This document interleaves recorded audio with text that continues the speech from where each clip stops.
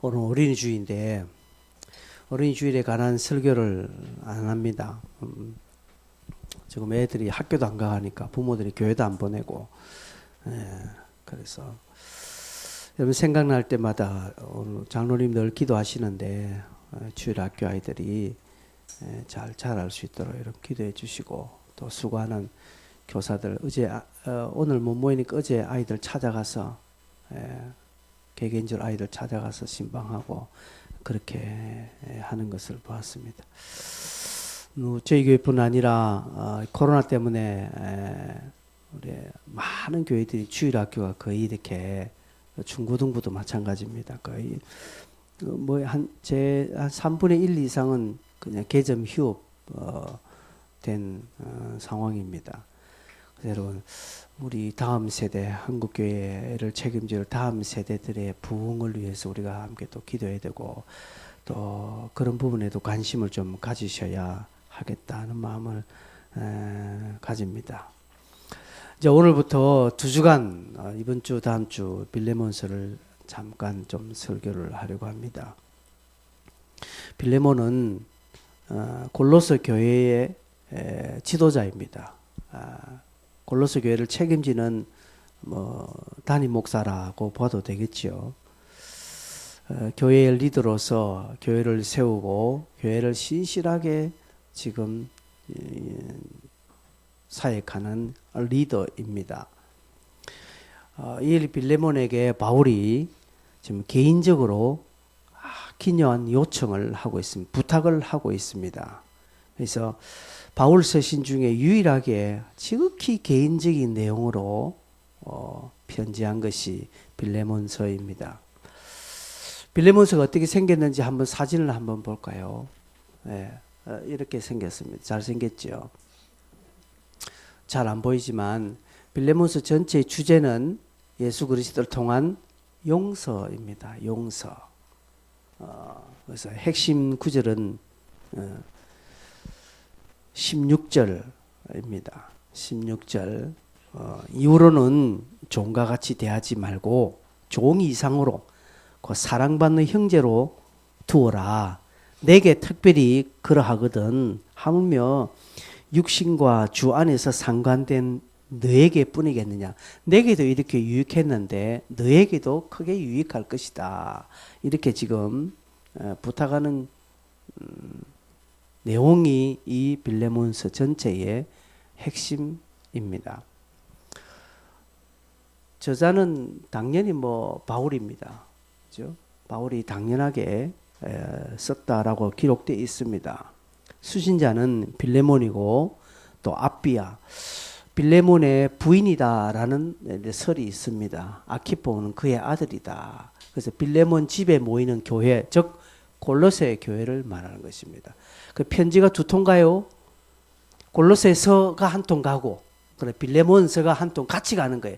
이걸 누가 전달하느냐? 오네시모라는 사람이 이 편지를 직접 전달하고 있어요. 한 통은 교회에, 한 통은 빌레몬 개인에게 이렇게 주는 겁니다. 언제 기록했을까요? 로마 투옥 중에 1차 투옥 중에 썼다.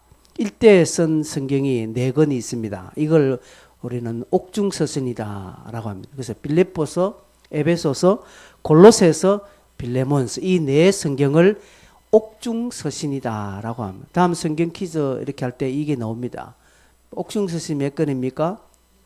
에베소서, 빌립보서, 골로새서, 빌레몬서, 이렇게 4 성경이 옥중서신입니다. 어디서 기록했습니까? 감옥에서 기록했습니다. 그 다음에 당시 역사적인 배경은, 여러분 골로새서가 골로새 교회가 어디 있는가 하면 우리가 지중해 이렇게 그림을 많이 봤잖아요. 지금 현지 말하면 터키 지역에 있습니다. 터키 지역에. 저는 안 가봤습니다만 터키 지역 저 아래쪽에 있습니다. 로마의 군사제도, 노예제도가 있었고, 로마가 소아시아를 지배하던 시에 또 복음이 소아시아 지역의 전역에 미쳐진 그런 상황입니다. 우리가 생각하는 사도 바울 서신의 대표적인 역사적인 배경이 다 이렇습니다. 중심적인 사상은 용서라는 것이에요. 용서와 화해를 말하는 것이고, 쓰여진 주된 이유는 하나는 오네시모를 용서하고 네가 형제로 좀 받아줘 라는 것이고, 두 번째는 내가 조만간 너에게 갈 테니까 그때 좀 숙소 하나를 좀 잡아주라. 요 아주 그러니까 지극히 개인적인 내용이 이 빌레몬서입니다.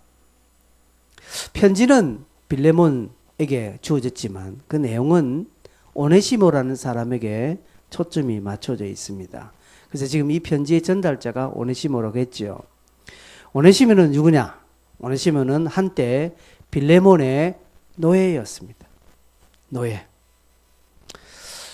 여러분, 당시 노예는 어떤 존재라는 사실을 여러분 다 아시죠?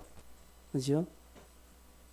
당시 이 로마 시대, 얘가 로마가 지배하는 그 시대, 아니 우리 이시조선 시대만 생각해도 노예는 어떤 차별을 받고 있고 어떤 상황이라는 것을 우리는 익히 잘 알고 있습니다.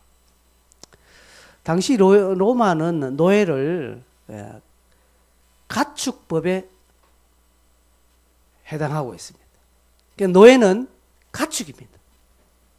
가축. 단 말을 한다는 것이죠. 그래서 사람의 법에 노예는 해당되지 않고 동물을 처치하는 가축법에 적용이 됩니다. 당시 노예는 인권이 없었습니다. 노예에게는 장래가 없었고요. 비전도 없습니다. 꿈이 무엇이냐? 노예에게는 있을 수가 없습니다. 노예의 감정 따위는 중요하지 않습니다. 노예가 특별한 은사가 있다, 취미가 있다, 그건 아무 상관이 없습니다. 주인에게 필요하면 쓰일 뿐이고 주인에게 필요하지 않으면 쓰이지 않는 것입니다. 노예의 삶 없습니다. 그 노예에게는 아무것도 없습니다. 그냥 가축이에요. 주인을 위해서 그냥 평생 일하다가 죽는 게 노예입니다. 이런 오네시모가 도망을 쳤습니다. 이거는 여러분 아시죠? 이거 거의 죽음입니다. 100% 죽음이에요. 게다가 자기 주인 빌레몬의 재산을 훔쳐서 도망갔습니다. 그러니 이거는 뭐 말도 안 거죠. 이제 오네시모에게는 더 이상 없습니다. 잡히면 그 즉시 죽음입니다. 그런 오네시모가 도망을 갖고 아마 로마로 간 것 같습니다. 근데 바울을 만나게 되는 거예요. 바울을 만나게 되는 거예요. 어떻게 만난지는 소개가 되어 있지 않습니다. 바울을 만났고 바울의 복음을 들었고 그가 바울의 복음을 듣고 회심하고 예수를 믿게 되고 예수의 제자가 될 뿐 아니라 바울의 아주 충성스러운 제자가 되었습니다. 그리고 감옥 안에 있는 바울과 함께 같은 사역을 하면서 이제는 바울에게는 없어서는 안 될 귀중한 동력자, 일꾼이 되었습니다. 오네시모가 엄청난 변화를 일으켰습니다. 오네시모라는 이름 뜻은 유익한 자입니다. 근데 바울을 만나기 전에는 그의 이름이 유익한 자였지만 그러나 전에 종으로 있을 때는 무익한 자였습니다. 바울이 이렇게 이제 전에는 네게 무익했지만 이제는 내게 유익하다라는 것이, 이제는 바울을 만나서 이름값을 하게 된 사람입니다. 전에는 이름은 유익한 자였지만 노예였기 때문에 아주 무익한 삶을 살았는데 이제는 바울에게는 어떤 누구하고도 바꿀 수 없는 아주 귀중한 동력자가 되었습니다. 자, 이것은 바울에게 해당되는 내용입니다. 빌레몬은 오네시모의 어떤 변화, 지금 예수를 믿고 어떻게 바울의 충북한 일꾼이 되었는지 그게 빌레몬에 전혀 지금 아무 연관이 없습니다. 빌레몬에게서는 오네시모 누굽니까? 내 재산을 훔치고 간 종입니다. 저거 언제 잡으면 저거는 죽여야 된다라는 그 이유 하나밖에는 없습니다. 그런데 이런 오네시모가 변했네? 바울의 충복이 되었네. 예수 믿는 자가 되었네. 그리스도의 제자가 되었네. 뿐만 아니라 편지를 들고 지금 바울의 심부름하는 아주 충성된 일꾼이 되어서 두 통의 편지를 들고 빌레몬에게 나타났습니다. 그리고 빌레몬은 이 편지를 보면서 오네시모가 유익한 종이 되었다 11절에, 그 다음에 12절에는 바울의 신복이 되었다, 그리고 16절에는 사랑받는 형제라, 이렇게까지 지금 바울이 침을 튀기며 칭찬하고 있습니다. 빌레몬은 지금 살짝이 꼭지를 돌리고 있습니다. 자기에게는 상관없습니다. 빌레몬은 자기 재산을 훔치고 자기에게 엄청난 손해를 입히고 도망간 이 오네시모, 당장 법으로 죽여도 누구 하나 거기에 말을 할 수 없는 그런 상황인데도, 그런데 자기가 그렇게 존경하고 따르고 했던 스승 바울이 편지를 보냈는데 오네시모를 자기의 신복이다? 빌레몬도 아직 바울의 신복이라는 소리를 못 들었는데 자기도 지금 어느 때부터인지 모르겠으나 바울을 존경하고 바울의 가르침을 받고 바울과 함께 동역하는 바울 곁에서 절대로 나는 바울을 떠나지 않을 것이라는 그런 마음과 함께 바울과 함께 했는데, 자기도 듣지 못하는 그런 신복, 사랑받는 형제라는 이런 표현을 지금 자기에게 손해를 입히고 도망간 오네시모가 지금 받고, 그 오네시모가 지금 당당히 자기 앞에 나타났다는 것이죠. 여러분, 이 빌레몬 입장에서는 이게 참 지금 이게 헷갈리는 순간입니다. 여러분 안 그렇겠습니까? 이게 딱 이걸 잘 대비해 주는 게 영화 밀양입니다. 여러분 영화 밀양 보셨습니까? 그 주인이 이제 전도연 씨죠. 이 여주인공이 자기 남편의 고향 밀양으로 내려옵니다. 자기 남편도 일찍 죽고 나이가 33살밖에 안 되는 젊은 여인입니다. 아들 하나, 조그만 아들이 하나 있는데 밀양에 와서 자기 아들이 납치되어 죽고 맙니다. 나중에는 그 범인이 잡혔어요. 범인이 잡혔는데, 그래서 이제 범인은 이제 감옥에 갔죠. 이런 상황에서 이제 여주인공 전도연 씨가 예수를 믿게 되었네. 그래서 교회 가서 은혜 받고 변화되었습니다. 그러면서 이제 그리스도의 사랑을 배우고 설교 듣고 자기도 얼마나 용서 이런 말을 많이 듣겠으면, 그래서 이게 이제 자기 마음이 정화가 되어서 이제 자기 아들을 죽인 그 원수를 찾아가서 이제 내가 용서해 줘야 되겠다. 이제 세월이 지났는데 용서해 준대. 그래서 면회를 갔습니다. 면회를 가니까 그 자기 아들을 죽인 원수가 자기는 용서받았다는 거예요. 누구로부터? 그 친구도 감옥 안에서 복음을 받아들여서 예수 그리스도를 통해서 자기도 용서받았다니까 이 여주인공이 꼭지가 돌아버립니다. 내가 용서를 못했는데, 내가 용서를 해야 네가 참되게 용서받는 건데 하나님이 용서했다니까 이때 이 여주인공이 신앙을 포기합니다. 돌아버립니다. 또 지금 빌레몬도 마찬가지예요. 빌레몬도 지금 오네시모에 대한 감정이 있잖아요. 그런데 이 친구가 변화되었다고 왔네. 그것도 자기가 존경하는 사도 바울이 청구를 하면서 받아달라, 용서를 해달라 이렇게 왔다는. 여러분 이게 죽기보다 더 힘든 일입니다. 안 돼요. 여러분 같으면 하겠습니까? 저라도 안 되겠어요. 일단은 그래 용서해 줄게. 일단은 네 암 죽고, 일단 죽고 내가 용서해 줄게. 내 입장에서는 응당한 분풀이를 해야 그 다음 용서가 돼요. 응당한 분풀이를 하지 않고 바로 용서한다는 것은 여러분 쉽지 않습니다. 지금 빌레몬의 마음 상태, 빌레몬의 감정이 어떤지 여러분 대충 이렇게 좀 이해가 되시죠?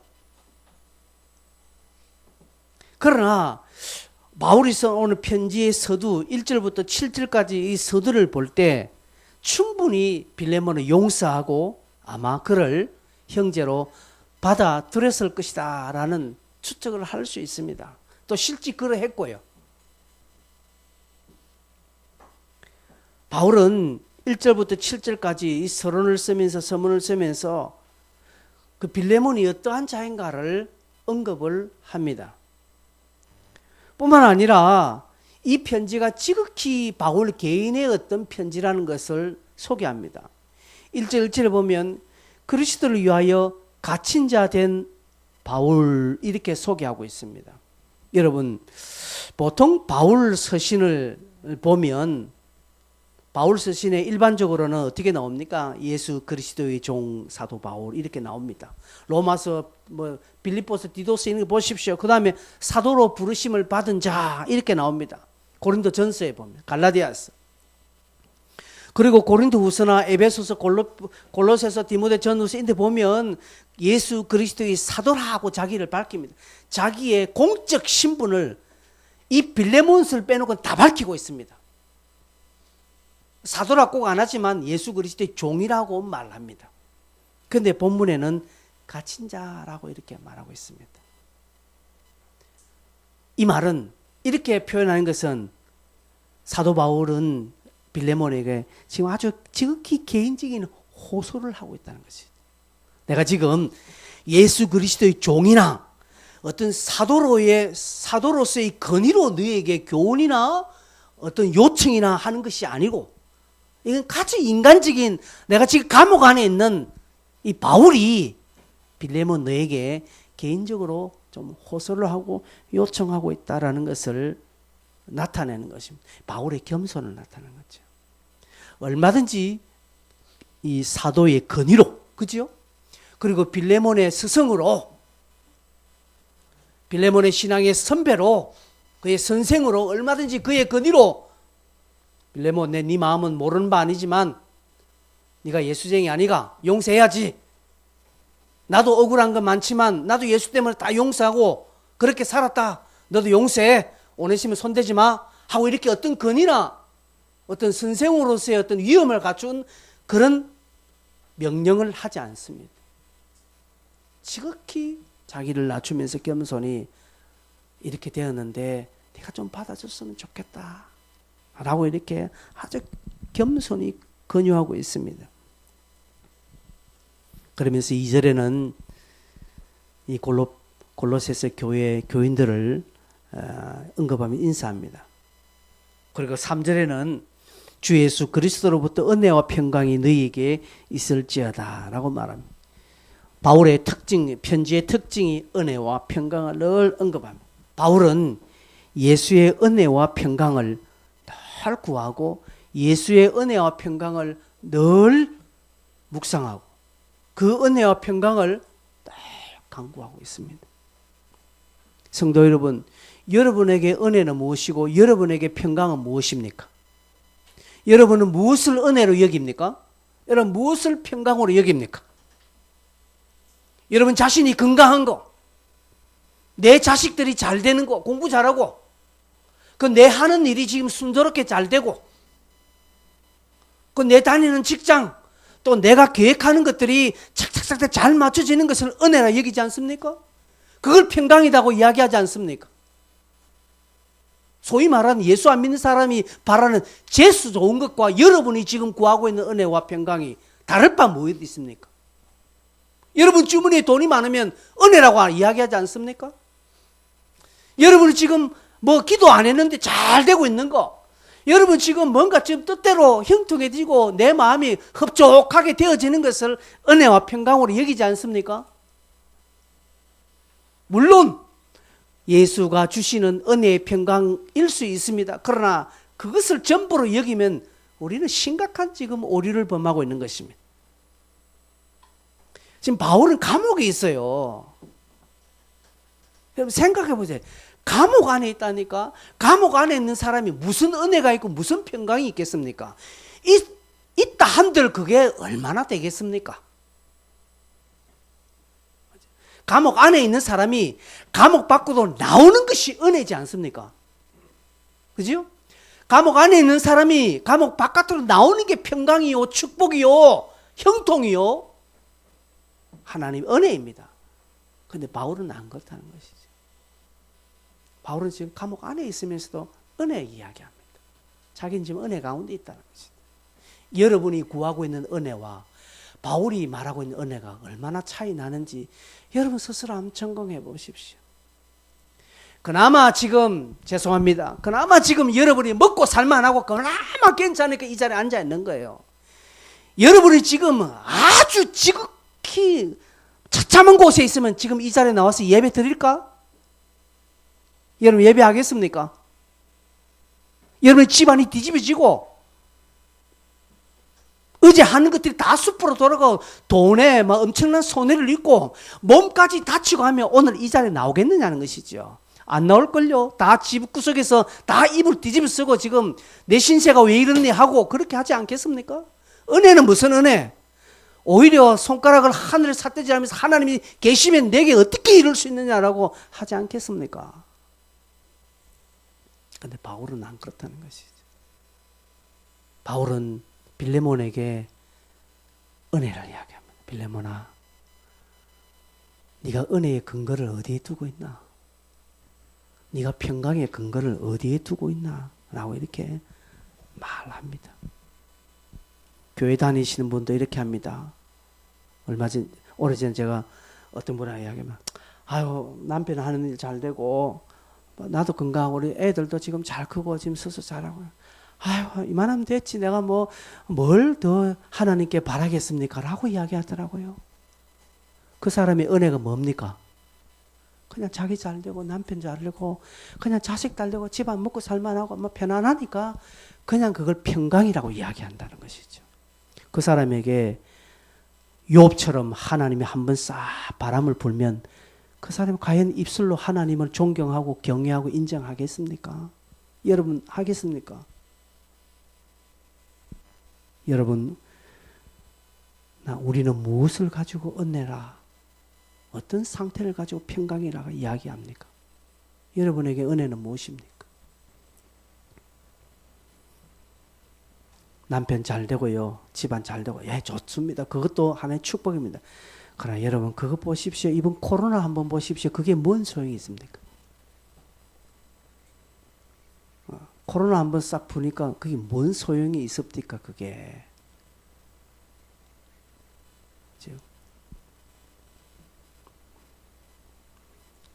석유를 파는 우리나라 정유업체들 이번 코로나 요 짧은 기간에 이제 SK 정유는 1조 원의 적자가 나는 거예요. 1조 원 적자. 여러분이 상상이 됩니까? 1조. 1조가 적자 났대요. 단 몇 달 만에. 1조 벌려면 얼마나 일해야 되겠습니까? 하나님이 한번 이렇게 탁 치면 한순간이라는 사실을 인생은 알아야 됩니다. 지금 내 힘으로 내 능력으로 지금 내가 해서 아니에요. 여러분 그래서 지금 감사하셔야 되고 지금 은혜를 볼 줄 알고 지금 하나님의 은혜 아래 들어가야 됩니다. 무엇이 은혜인지. 여러분의 삶에 어려움이 오더라도 그때 입술로 범죄치 아니하며 하나님 앞에 무릎 꿇고 내가 주의 날개 아래 숨어 있나이다 라는 다윗의 고백이 있어야 됩니다. 아둘람 굴을 나서게만 하면 다윗은 사울의 군사에 의해서 생명을 보장받을 수 없는 그런 절차절명의 어떤 그런 순간을 맞이하고 있지만 다윗은 그 아둘람 굴에서 뭐라고 말합니까? 내가 주의 날개 아래 피하고 있다라고 말합니다. 신앙의 위대한 사람들은요 입술의 고백이 다르더라고요. 여러분 힘들고 고난이 오더라도 입술의 고백을 성숙하게 하십시오. 하나님은 그것 들으시고 네 말대로 내가 해줄게 라고 하십니다. 근데 성숙지 못한 사람은요 고난이 오면 입술부터 다 말아버립니다. 하나님이 네 말대로 해줄게 하는 것이죠. 어떻게 하시겠습니까 여러분? 힘들고 고난이 올 때 입술에 성숙한 고백이 일어나기를 바랍니다. 입술에 은혜와 평강을 고백하기를 바랍니다. 비록 내가 안 되고 내가 망하고 건강 안 좋고 힘들고 할 때 어떤 사람은 하나님 빨리 나 좀 데려가 주세요. 이렇게 내가 못 살겠습니다. 얼마나 힘들면 그런 말 하겠습니까마는 그러나 입술에 고백하십시오. 하나님 모진 목숨 살려주신 것 감사하고, 비록 아무 쓸 것 없는 이 목숨, 이 땅을 두게 해주신 하나님의 은혜를 내가 받아서 오늘도 주를 찬송합니다. 하나님 영광 받으십시오. 하나님은 언제나 옳습니다. 하나님은 언제나 선하십니다. 하나님은 언제나 위대하십니다. 아름다우십니다. 라고 그렇게 고백하는 그 입술, 하나님 그것 들으시려고 우리를 살려놓고 있다는 사실이에요. 이 은혜와 평강을 여러분이 늘 누리시고 전달하십시오. 바울이 지금 빌레몬에게 이것을 말합니다. 그러면서 4절에는 내가 하나님께 감사한다라고 말합니다. 기도할 때마다 빌레몬을 늘 언급하고 있다라고 말합니다. 입에 발린 소리 아닙니다. 우리는 늘 입에 발린 소리 기도할게 안 하잖아요. 바울은 빌레몬에게 개인적인 편지를 하면서 내가 기도할 때마다 늘 너를 말하고 있다는 것이죠. 굳이 이유를 안 들어도 바울이 왜 빌레몬을 위해서 늘 기도했는지는 알 수 있는데 5절을 보면 이렇게 때문에 기도했구나라고 할 수 있습니다. 5절을 한번 볼까요? 5절 같이 한번 읽겠습니다. 시작. 주 예수와 및 모든 성도에 대한 네 사랑과 믿음이 있음을 들음이니라고 말합니다. 바울은요 빌레몬의 그 믿음을 들었대요. 어떤 믿음입니까? 예수와 모든 성도에 대한 사랑이라는 것이죠. 그리스도에 대한 믿음, 성도에 대한 사랑, 이 두 가지가 지금 드러나는 것입니다. 빌레몬이 주님을 향한 믿음 뿐만 아니라 성도를 향한 사랑이 지금 드러났다는 것이죠. 6절 끝에는 그게 역사했다라고 말합니다. 아주 막 평범했거나 일상적이었다면 바울 또한 그렇게 넘겼을 거예요. 당시에 위대한 신앙의 일꾼들이 많았습니다. 바울이 언급할 정도의 위대한 사람들이 많았으나 그러나 빌레몬은요 또 거기에 버금갔다라고 볼 수 있습니다. 그의 소문과 그의 사랑과 그의 믿음이 그냥 일상적인 평범했다면 이렇게 소문이 나지 않았을 거예요. 그러나 바울이 감옥 안에 있음에도 불구하고 그 소식이 바울에게 들려질 정도였다면 누군가가 바울에게 이 소식을 전달할 때에 막 평범하겠다면 이야기했겠습니까? 그 면회 시간 짧은데 그 짧은 면회 시간 얼마 다 하겠습니까? 그러나 빌레몬의 소문이 너무 이 소식을 전달하는 자의 그 마음과 이 소식들이 얼마나 귀하고 특별하고 그리고 또 풍성했으면 바울에게 갈 때마다 빌레몬 이야기를 안 했겠습니까? 전에도 제가 이야기했는지 모르겠지만 빌레몬이 이래 했습니다. 골로새 교회에 이랬습니다. 그 사람이 또 다른 사람이 또 와서 또 골로새 이야기를 또 빌레몬의 또 믿음의 소식을 이야기하고 또 다른 누군가가 와서 전달할 때에 이 빌레몬의 소문이 늘 바울 귀에 들어갔다는 것이죠.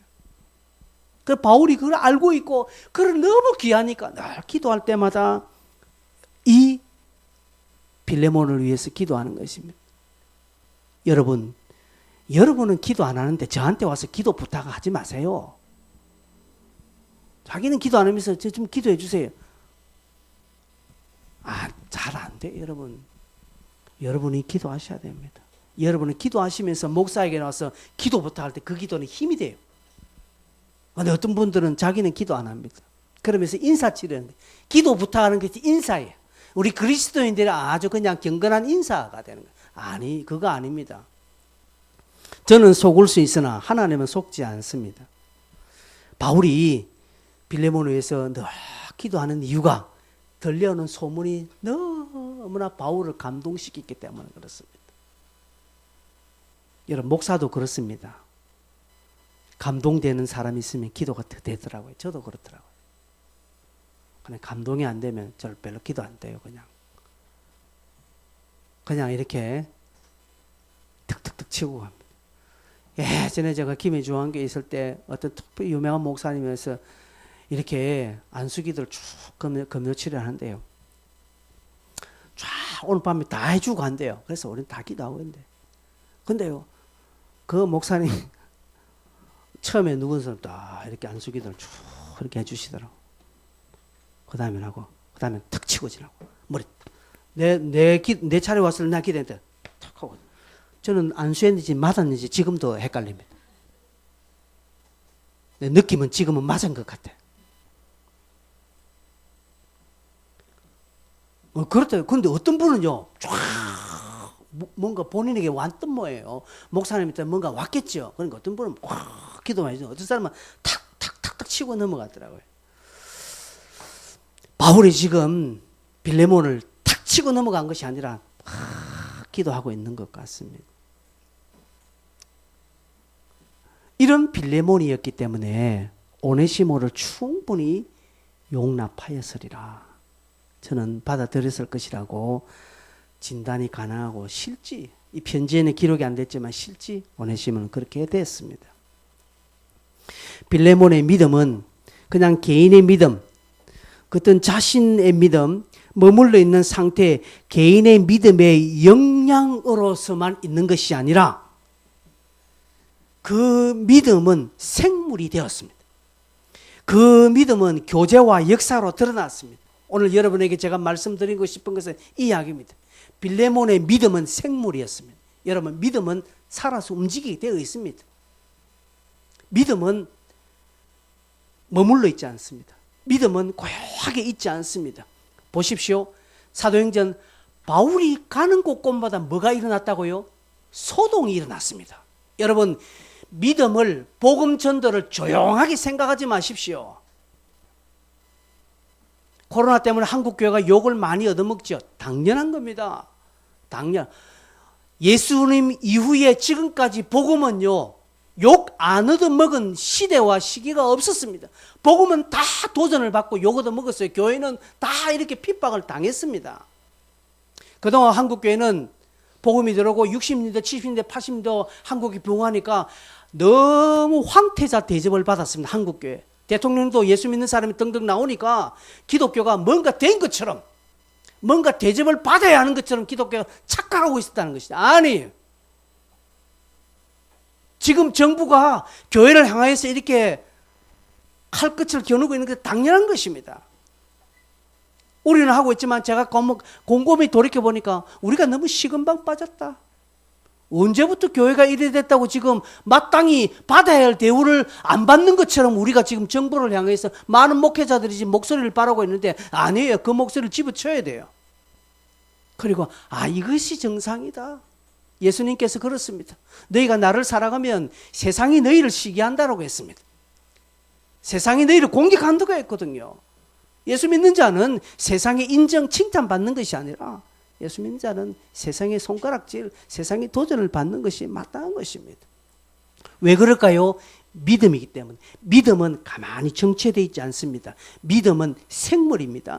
믿음은 개인의 역량이 아닙니다. 개인의 수준으로 딱 머물러 있는 것이 아니라 믿음은 어떻게 된다고요? 점차 가는 거예요. 믿음은 제가 지금 생물이라는 표현을 해요. 우리는 정치는 생물이라 하지 않습니까? 살아있는 생물이 정치를 하거든요. 마찬가지로 믿음 또한 그렇습니다. 믿음은 살아있는 생물이 움직이게 되어 있다는 것이죠. 이게 6절에 믿음의 교제라고 말합니다. 이로써 네 믿음의 교제가 일어난다는 것이죠. 교제. 믿음엔 오늘 특징 두 가지입니다. 하나는 교제요, 하나는 역사입니다. 두 가지 다 똑같은 표현이지만 하나는 교제로 드러나는 것입니다. 교제 여러분 아시죠? 헬라어로는 이걸 뭐라 합니까? 우리 자주 씁니다. 코이노니아라고 말합니다. 코이노니아는 딱 기본적으로 네 가지 뜻이 있습니다. 하나는요, 참여한다는 것이 참여한다.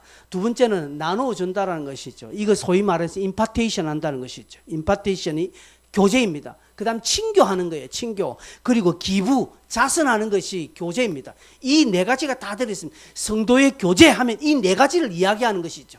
우리는 교제하면 뭐예요? 교제하면 그냥 막 커피 한 잔 갖다 놓고 이야기하는 거. 예, 그것도 교제 맞습니다. 그러나 교제는요, 참여하는 거예요. 여러분이 이 교회 예배당에 예배하러 참여하는 이 자체 이미 교제예요.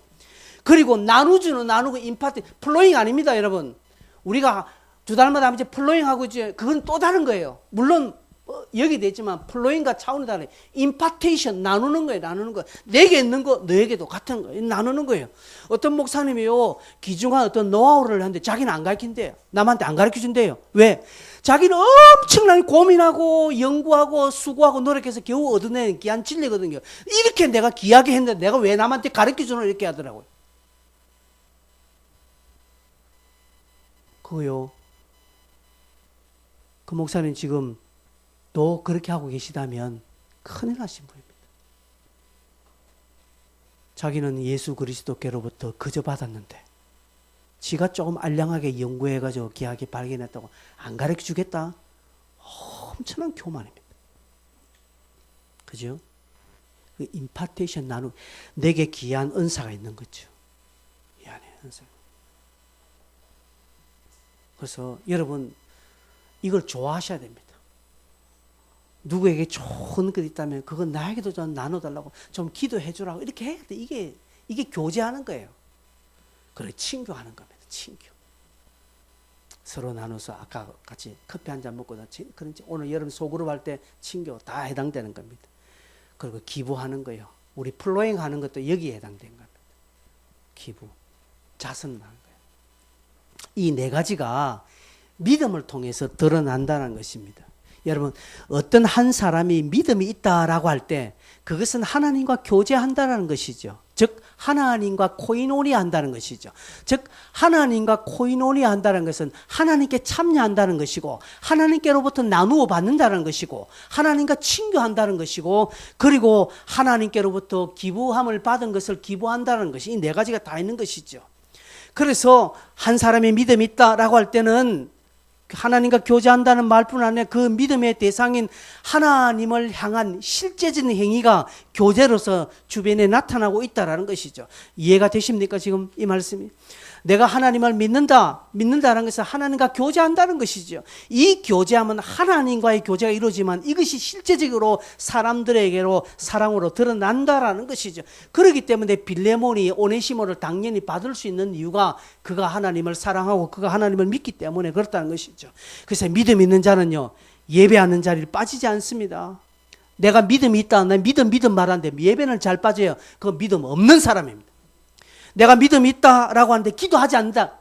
없는 사람이에요. 100% 저는 진단합니다. 믿음이 있다고 하는데 기도 안 해.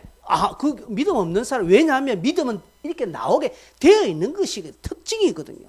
믿음 있는 사람 찬송하는데 여러분 예배할 때 청년들 찬송하는 입 닫고 있는 사람 많아요. 입을 찢어서라도 노래 불러야 돼요. 왜요? 믿음 있는 사람 하게 돼 있습니다. 여러분 보십시오. 뭡니까? 딱 더 쉽게 말하면 청춘들이 사랑합니다.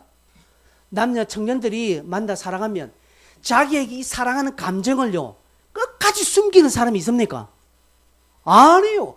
이 사랑이라는 감정은요 생물 움직이는. 그래서 어떻게 하든지 저 사람한테 내가 이걸 알리려고 합니다. 그래서 내가 도저히 용기 없으면 다른 사람들을 통해서도 알리잖아요. 옛날에는 그랬습니다. 우리는 옛날에는 제가 우리 집 앞에 있는 강현미한테 수학 참고서 빌려가지고, 그죠? 수학 참고서 빌렸는데, 필요해서 빌린 게 아니에요. 필요해서 빌린 게 어떻게 해서 한번 좀 해가지고, 그래서 빌려줄 때는 그냥 갑니까? 간에 그냥 꽃편지 하나 적었어. 그래 갔는데, 걔도 어느 순간에 내한테 참고서 빌려달라는데, 이 넘어왔구나. 그래서 빌려줬습니다. 응당 한 3, 4일 다 적용할 때 응당 제가 뭘 보겠습니까? 두루룩 해서 안무가 있는 거 반드시 있었습니다. 이제 된 거죠, 이제. 이렇게 뭔가가 이렇게 여러분 이렇게 뭔가 이렇게 좀 이렇게 감정은 사랑의 감정은 이렇게 확인되어지고 드러나게 되는 믿음도 마찬가지입니다. 믿음 있는 자는 하나님과의 자리에 참여하게 되어 있다는 거예요. 예배하는 자리, 기도하는 자리, 전도하는 자리. 그래서 전도하자면 그 자리에 참여하는 사람이 믿음인데 내 돈 낼게, 돈만 낼게 나는 그 믿음 없는 사람이랑 보면 됩니다. 봉사하는 자리에 나오는 거예요. 실제적인 동참이 일어납니다. 고린도전서 1장 9절을 보십시오. 고린도전서 1장 9절 너희를 불러 그의 아들 예수 그리스도 우리 주와 더불어 교제하게 하신다라고 말합니다. 교제하게 하신다.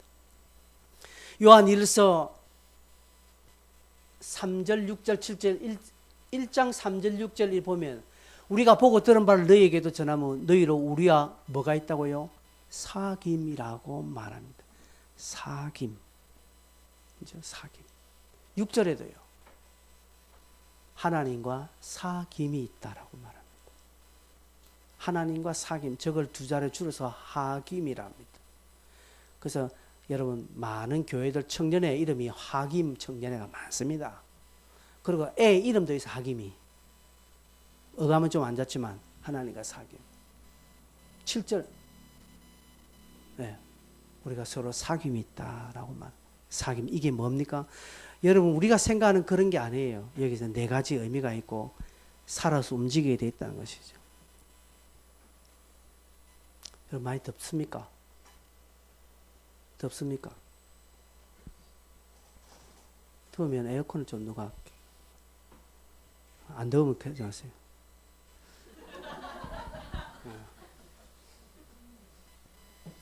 뿐만 아니라 믿음은요 외적으로 증명이 되어집니다.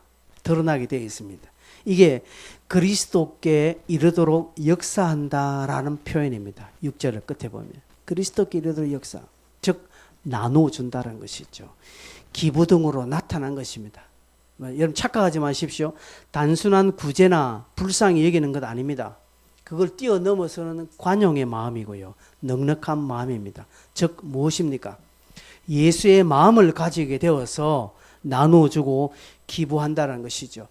그리스도께 이르도록 하는 역사가 나타나는 것이 믿음이기 때문에 믿음이 있다라고 하는 것은 반드시 역사 일로 드러난다는 것이죠. 그게 나누어주거나 기부로 나타난다는 것이죠. 플로잉으로 나타난다는 것이죠.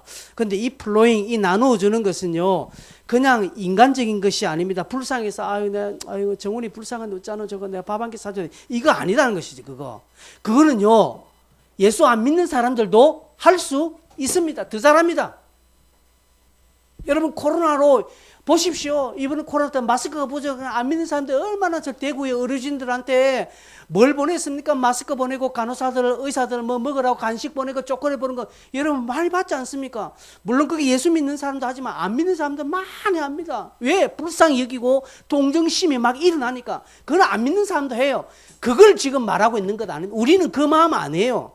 그 마음 위에 더 큰 성숙된 마음이 있다라는 것이죠. 비록 불쌍히 여기는 마음이 없다 하더라도, 즉 오네시모 같은 저런 인간이 나타났어요. 이걸 내가 때려 죽이듯이 시원찮을 반응이 지금 바울이 용서해달라네. 근데 빌레몬은 역사하는 믿음이 있었거든요. 바울이 부탁하기 전에 이미 빌레몬에게는 그의 믿음이 하나님과 교제하는 믿음이고, 그리고 역사하는 생물적 믿음이기 때문에 오네시모를 특별히 바울이 그런 부탁을 안 해도 오네시모는 용서할 수 있다는 거죠. 왜? 그만한 믿음. 왜? 빌레몬에 그 마음이었어요. 그러나 빌레몬은 그 마음에 그리스도의 마음이 딱 장착이 딱 되어버리니까 충분히 용서한다는, 바울은 그걸 보았거든요. 그래서 돌려보내고 충분히 그럴 것이라고 뒤에 그러죠. 내가 말한 것보다 네가 더 행할 줄 안다라고 바울은 이미 말하고 있습니다. 이게 뭡니까?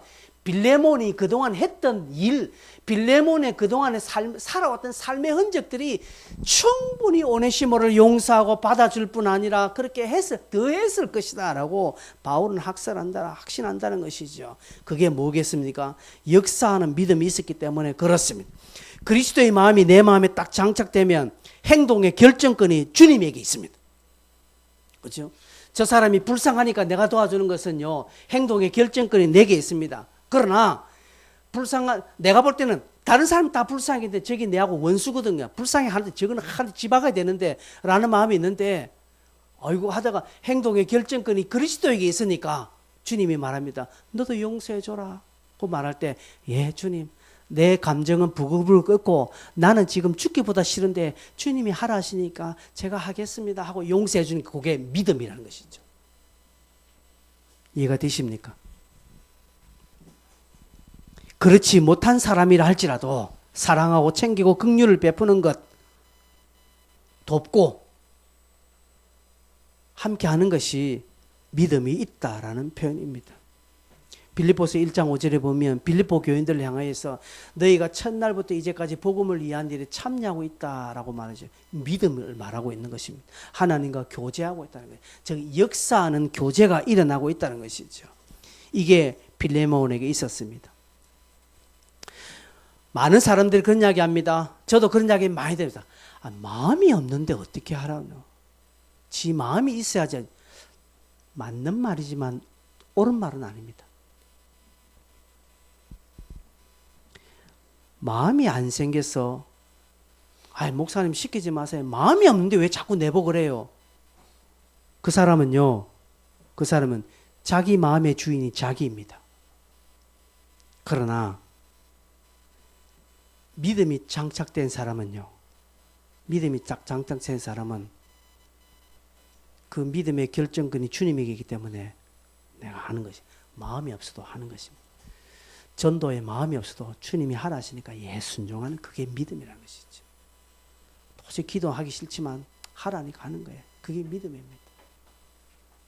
우리 청년들이 지금까지 지금 묵상을 쭉 잘하고 있습니다. 10명이 저와 함께 묵상을 쭉 하고 잘하고, 토요일날 저널도 지금 잘하고 있어요. 여러분에게 한번 보일 겁니다. 저널 잘하고 있어요.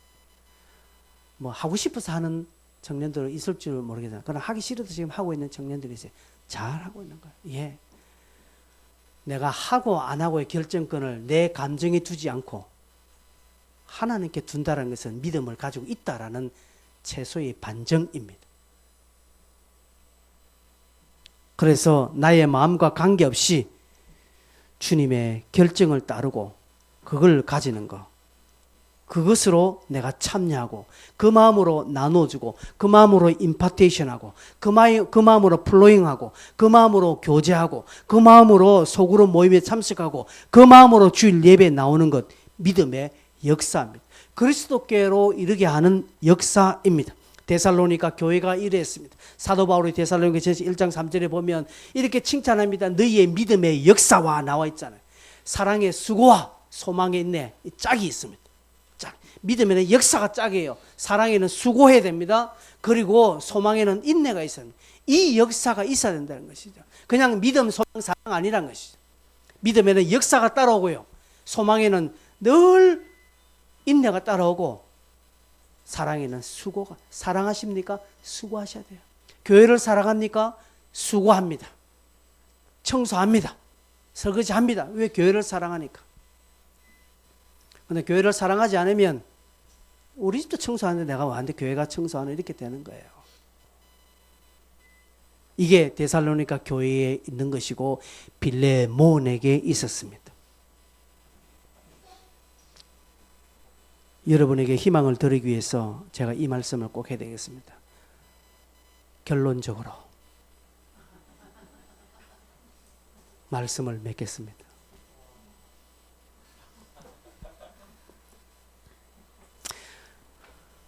진짜 말씀 맺겠습니다.